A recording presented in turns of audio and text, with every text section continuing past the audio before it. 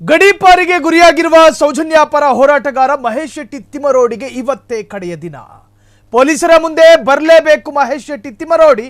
ಇಂದು ಬಂದಿಲ್ಲ ಅಂದ್ರೆ Thimarodi arrest guarantee. Soujanya ಪರ ಹೋರಾಟಗಾರ ಮಹೇಶ್ ಶೆಟ್ಟಿ ತಿಮರೋಡಿಗೆ ಇವತ್ತು ಕಟ್ಟ ಕಡೆಯ ದಿನ. ಪೊಲೀಸರ ಮುಂದೆ ಬರಲೇಬೇಕಾಗಿ ಬರುತ್ತೆ ತಿಮರೋಡಿ. ಇವತ್ತು ಬಂದಿಲ್ಲ ಅಂದ್ರೆ ತಿಮರೋಡಿ ಬಂಧನ ಸಾಧ್ಯತೆ.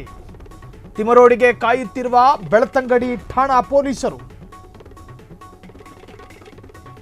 4 ದಿನದ ಹಿಂದೆ ತಿಮರೋಡಿಗೆ ಅಂತಿಮ ನೋಟಿಸ್ ಅನ್ನು ಕೊಡಲಾಗಿತ್ತು.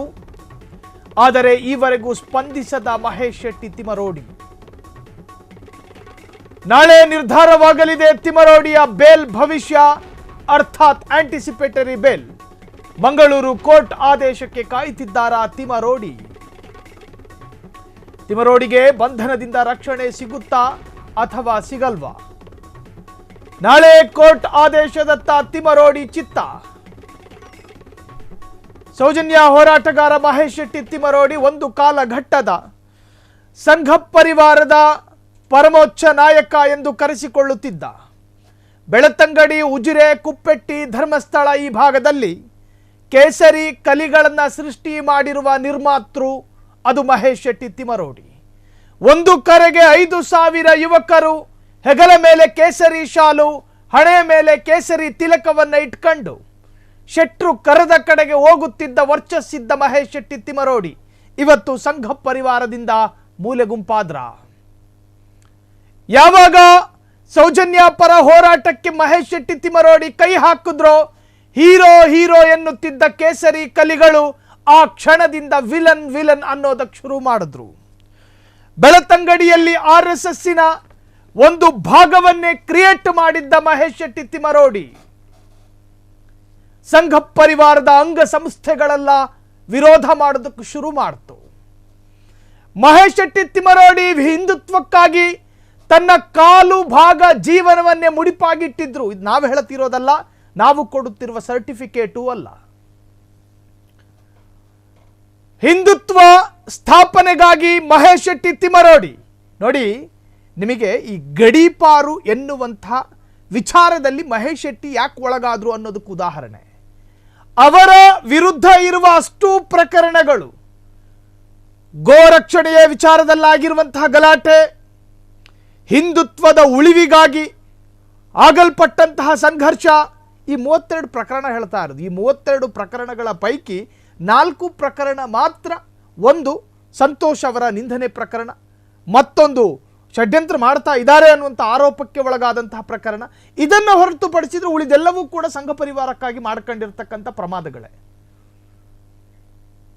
ಹಿಂದುತ್ವ ನಾಯಕ ಅಲ್ವಾ ಅಂತ ಕೇಳಿದ್ರೆ ಹೌದು. ಸಂಘ ಪರಿವಾರದ ಪರಮೋಚ್ಚ ನಾಯಕ ಬೆಳ್ತಂಗಡಿಯ ಸಾಮ್ರಾಜ್ಯಕ್ಕೆ ಮಹೇಶ್ ಶೆಟ್ಟಿ ತಿಮರೋಡಿ. ಆದರೆ ಯಾಕೆ ಅವರಿಗೆ ಗಡೀಪಾರ ಆಯಿತು ಅಂತ ಕೇಳಿದ್ರೆ ಅದಕ್ಕೆ ಉತ್ತರ ಇಲ್ಲ. ಸೌಜನ್ಯ ಪರ ಹೋರಾಟಗಾರ ಮಹೇಶ್ ಶೆಟ್ಟಿ ತಿಮರೋಡಿಗೆ ಇವತ್ತು ಕಟ್ಟ ಕಡೆಯ ದಿವಸ. ಪೊಲೀಸರು 3 ಬಾರಿ ಮಹೇಶ್ ಶೆಟ್ಟಿ ತಿಮರೋಡಿ ನಿವಾಸಕ್ಕೆ ಹೋಗಿದ್ರು ಬೈ ಹ್ಯಾಂಡ್ ನೋಟಿಸ್ ಅನ್ನು ಕೊಡೋದಕ್ಕೆ. ಶೆಟ್ರು ಮನೇಲಿ ಇರಲಿಲ್ಲ ಅನ್ನೋ ಕಾರಣಕ್ಕೆ ಪೊಲೀಸರು ಹಿಂದಕ್ಕೆ ಹೋಗಿದ್ರು. ಮತ್ತಿನ್ನೊಂದು ಬಾರಿ ಹೋದ್ರು, ಮಹೇಶ್ ಶೆಟ್ರು ಇಲ್ಲ. ಎಲ್ಲ ಹೋದ್ರು?